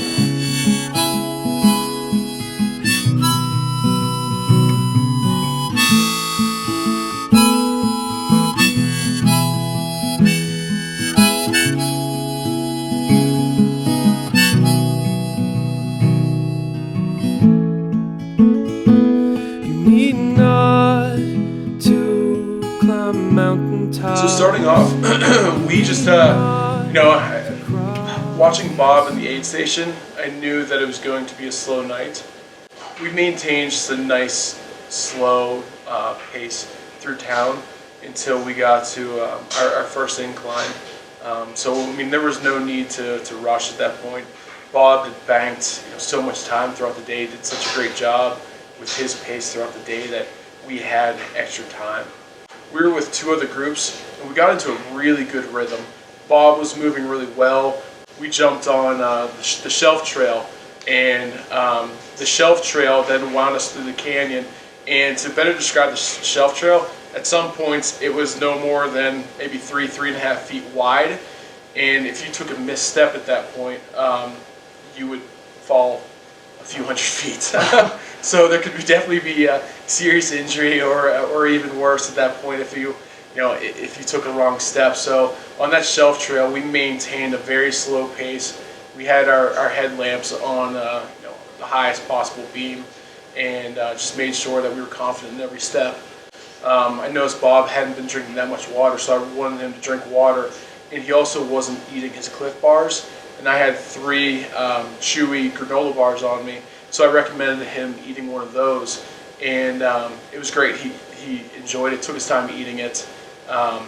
He was definitely dealing with some stomach issues, and that stayed down, so that was great to see, and he also drank some water. And then from that point, it was 4.7 miles to Engineer Aid Station, and at that point, Bob wasn't doing too well physically. Mentally, he was still doing okay, answering all my questions. It was all small talk, but he was definitely gagging at that point, on the verge of throwing up. So I went ahead of him into the aid station just to see what food they had. Came back, took his pack off, told him what they had. I got him some noodle soup, some bananas, some chips, and some Mountain Dew. And while he was eating, I went to refill his hydration pack, came back, and he was throwing up. So after that point, he just stuck with bananas and granola bars, and those seemed to work well for him. So I'm really happy that I had those granola bars on me. There was one guy at the Engineer Aid Station who was wrapped up in a blanket, and he was throwing up. And I found out today, whenever he came into Sherman Aid Station, that he was there for an hour throwing up. So we also found out what his cure was. After he left there, he decided to smoke half of a joint and do a shot of tequila at an aid station. So that brought his appetite back, and he felt 100% better after that. And from that point, we had a 4.5 mile descent down to the aid station at Grouse Gulch. And whenever we got to the Jeep Road, I think we both wanted to have a little bit of a faster pace than we did, but going down that road at night is very dangerous. But we made great time. We got into Grouse Gulch at 4:40 a.m. So we were 20 minutes behind schedule, but 20 minutes behind schedule at night, we're still doing pretty good shape.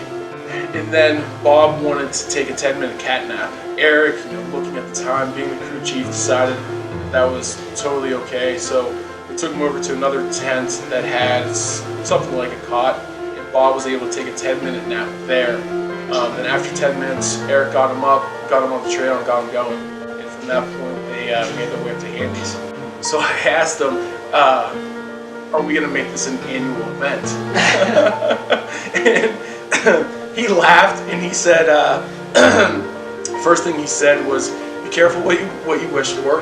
And then secondly, he said, "Next time I come to Colorado, I want to get some fishing in, drink some beer, and just relax. That's it." The hardest part for me was just making sure that we were maintaining a good pace. I didn't want to let Bob or the rest of the team down.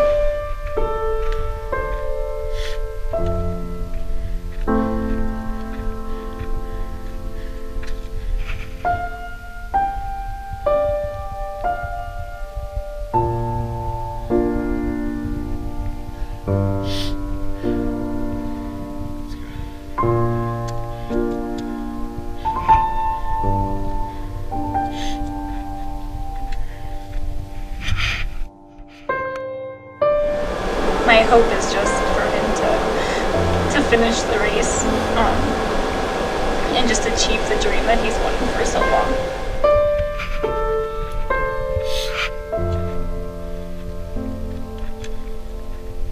He has been my biggest fan through volleyball, and I'm just so happy to be his biggest fan doing this, and I'm just really proud of him.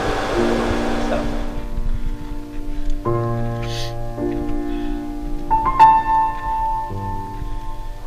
7 years he's been trying to get in.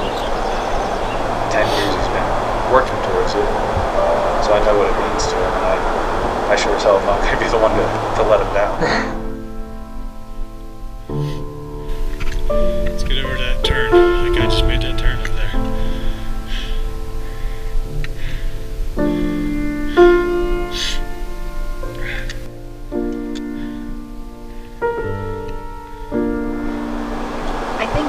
Rock is something that you finally reach something that you have wanted for so long, and you strive, and it's just the end of all of the hard work and dedication, and just how much it means to everybody to see him do it.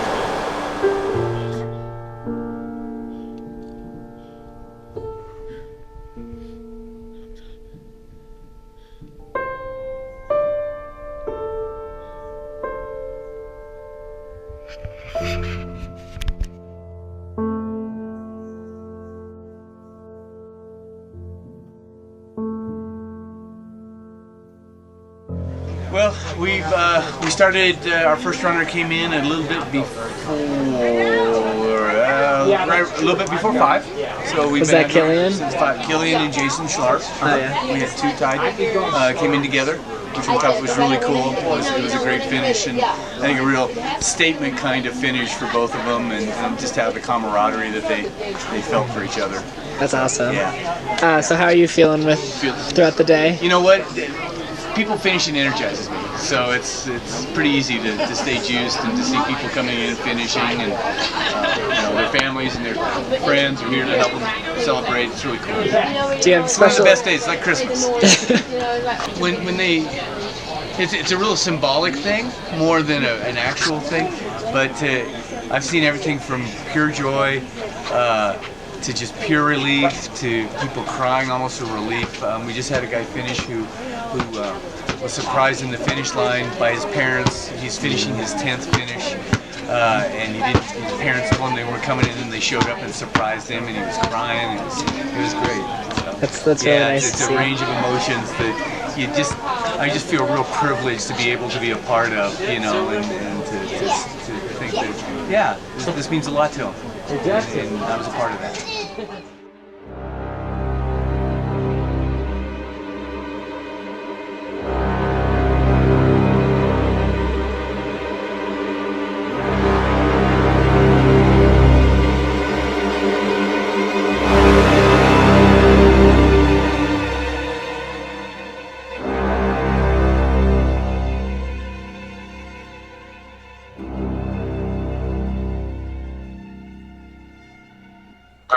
All right, go.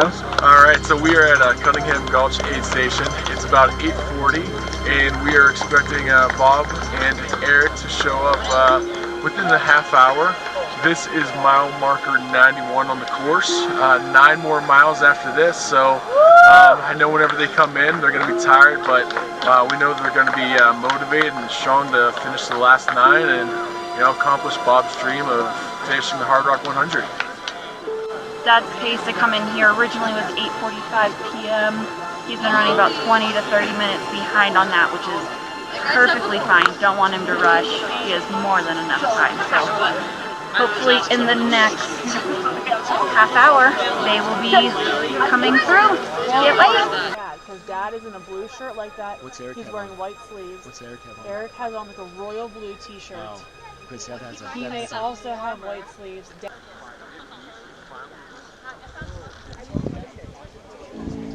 Hey guys. Yeah, so whatever you guys.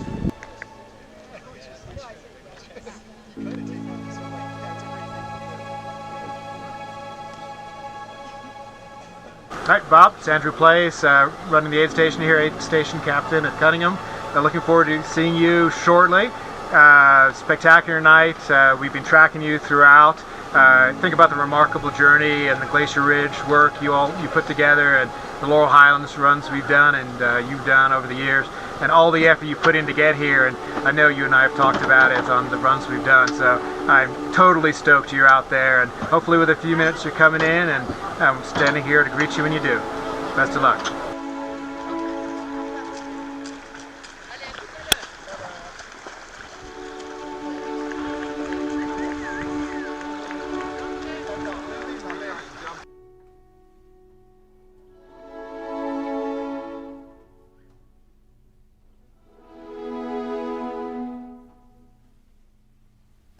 It's just endless from the top up there, and just rocks and well, the footing's horrible. Rocky, gravelly, slippery, and stuff, sliding and stuff like that. A little bit of scree mixed with talus. And just loose dirt. Yeah. Just real Somebody described it as ball bearings up there. That was horrible.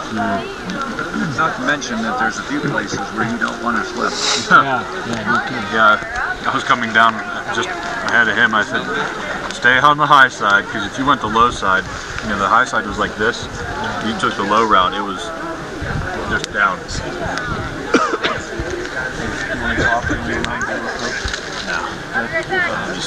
This soup is fantastic though. There's just add.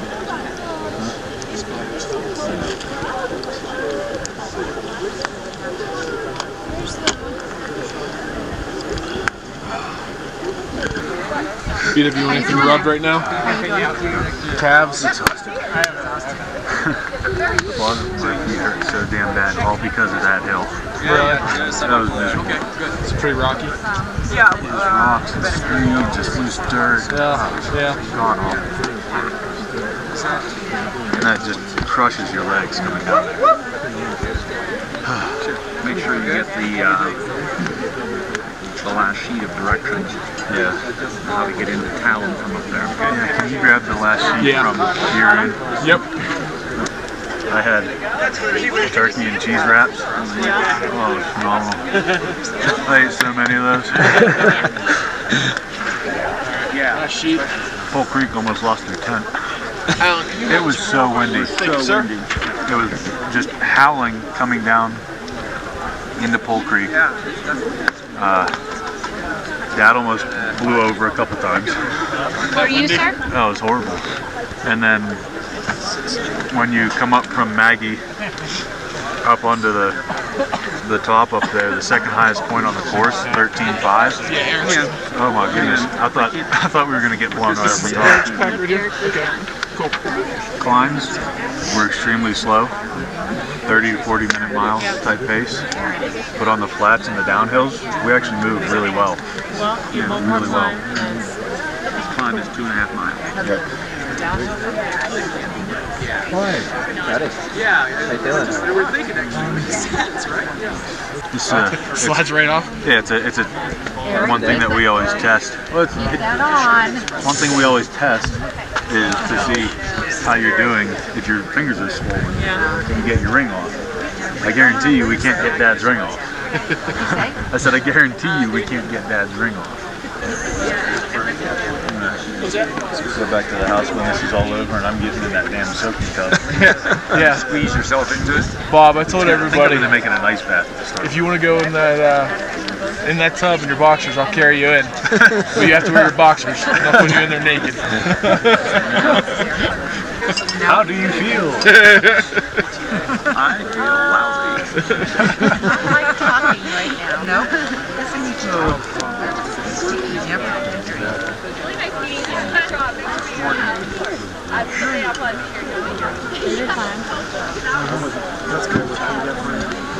Bracing himself. I was using my poles to hold myself back going down that hill. I was like digging in with those and like taking steps down. It was terrible. Oh, it's okay. It's over. Almost there.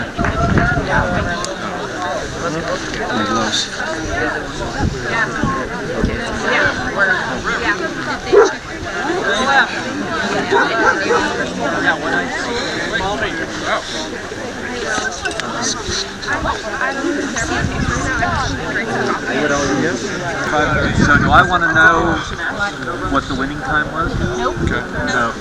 Is it a new record? No. Yes.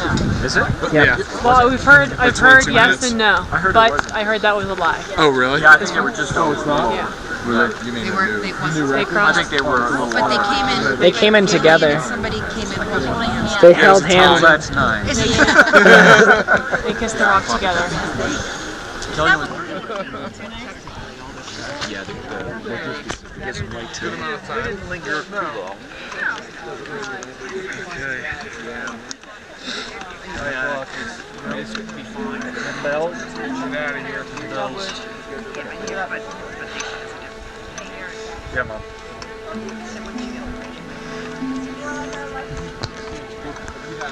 We'll figure it out. All right, sports fans. Alrighty. Oh, yeah. See you at the party. No, listen to you.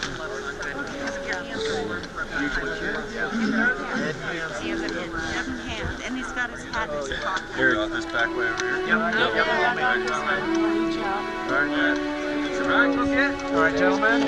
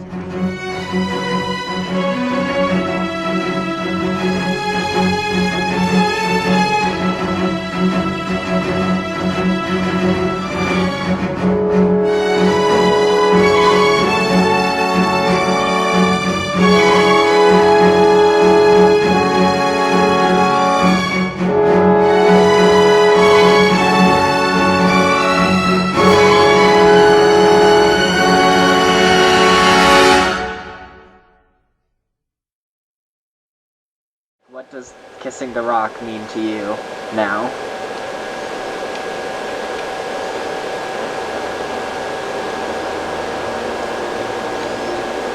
It's gonna be a big deal. It's not just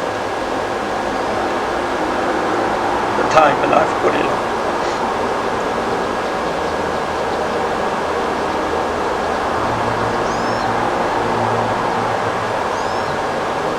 But it's everybody else. And to me, it's gonna be all that, paying off.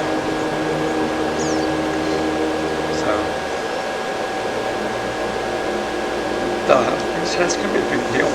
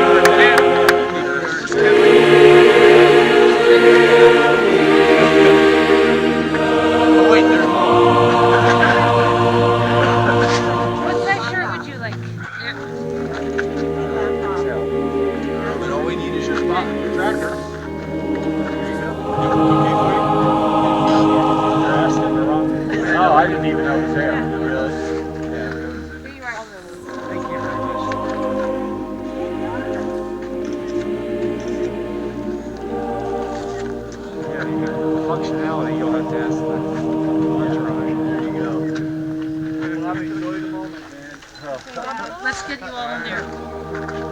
Thank you. See?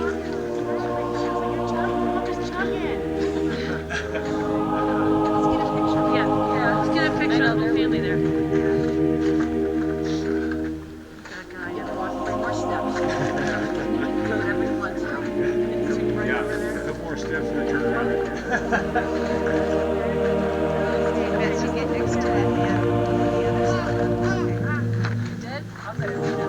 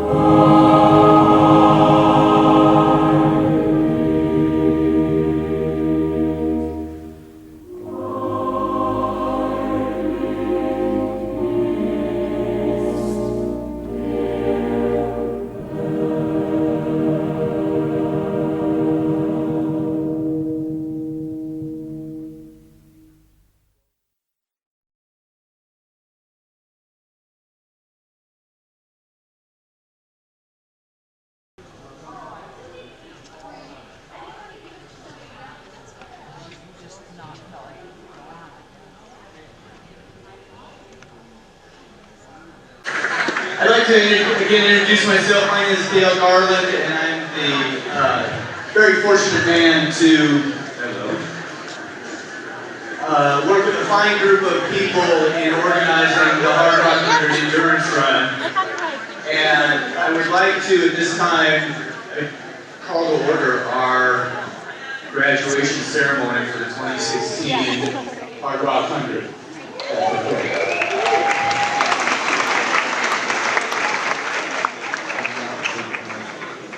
Anybody have any fun this weekend? Anybody discover some things about themselves or their friends or their family that maybe you didn't know, or you didn't need to know, or you didn't want to know? Well, we're here to celebrate and recognize achievement, and I hope that you've had some chances to share with some of your fellow Hard Rock runners, part of the Hard Rock community, about this weekend, because we thought it was a pretty great weekend. Anybody agree it was a pretty great weekend?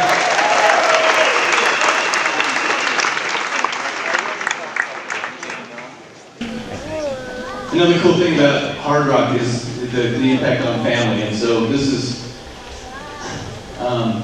one of those things where the family, you can tell this is a family effort. and Bob Fargo. You inspire me, Bob.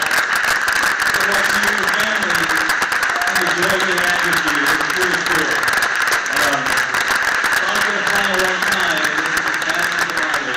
Congratulations, Bob.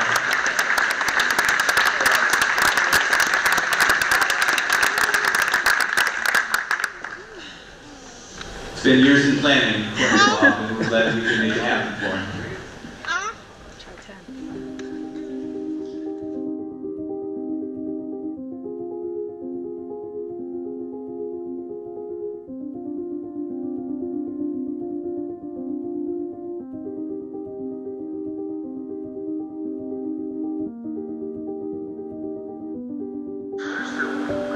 All the amazing support to make something like this possible. Everything that you put up. Cheers. Thanks to everybody for coming. Cheers. Yay, Bob. Cheers. To everybody who Classy shared. solo. Classy solo. Get it done, Mom, too.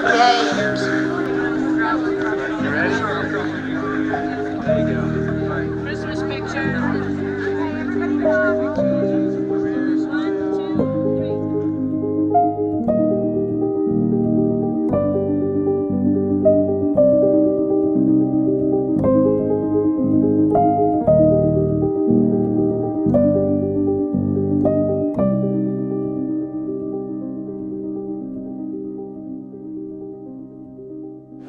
I am Bob Fargo from Washington, Pennsylvania, and by education I'm a geologist, by practice I'm a hydrogeologist, and by profession I'm an environmental consultant.